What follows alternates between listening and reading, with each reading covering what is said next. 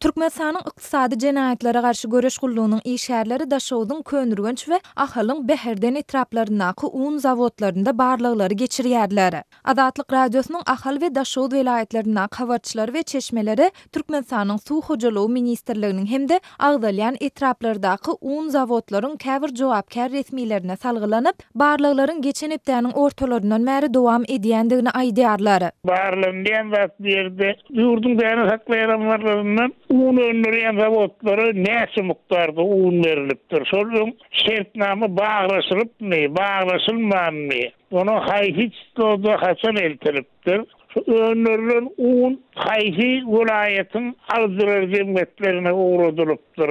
Ýa-da döwlet bilen özara şertname bar bolan käbir ulrak firmalary berilipmi? Ondan soň döwlet amlaryndan beýanlaryndan eltilen beýanlanan önerilen unyň mukdary deňelýärmi? Soň uğradylyny doğrudan şertname tarafından uğradylypmy ýa bolmasa kaptandan bir şol el egriligi edilipmi? Şu ýagdaýlara geçirýärler Dip Aşgabatda ýaşaýan ýazyjy we synçy Amanmurat Bugaýew gurrun berdi. Onuň sözlerine görä bu barlaglar Türkmenistanyň Ykdysady jenaýatlara garşy göreş gullugynyň işgärleri we ýurduň baş prokuraturasy tarapyndan amala aşyrylyp, oňa bu edaralaryň welaýetlerdaky müdürlikleri gatnaşman, diňe Aşgabatdaky düýp edaralarynyň resmileri gatnaşýarlar. Aýdylmagyna görä bu barlaglaryň geçirilmegine ýurtda emele gelen un gytçylygynyň ýa-da Daşogzuň we Marynyň käbir hususy dukanlarynda we hojalyklarda geçirilen barlaglaryň netijesinde bir kanun ýollar bilen satyn alynandygy aýdylýan onlarça halta unyň üstüniň açylmagy sebäp bolupdyr.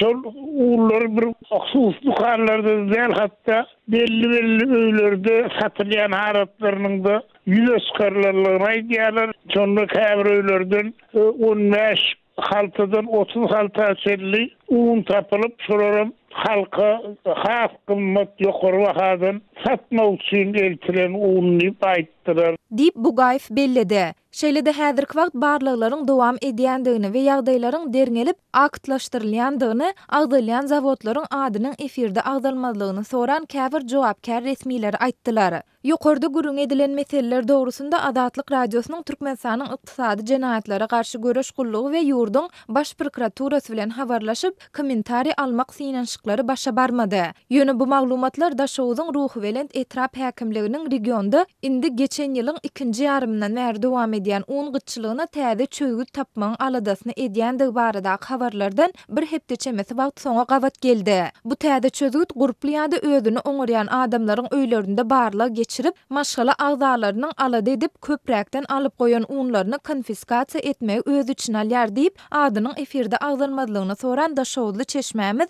12-nji fevralda habar beripdi. Azatlygyň ýene bir çeşmesi bolsa dukanlarda satylýan unyň hem norma esasynda, ýagny maşgaladaky adam sanyny nazarda tutmak bilen goýberilmeli edilendigini tasdiklaýar. Maşgaladaky her adam başyna aýda 5 kilogram un satylmaly edildi diýip ol Azatlyk radiosy bilen söhbetdeşlikde aýtdy.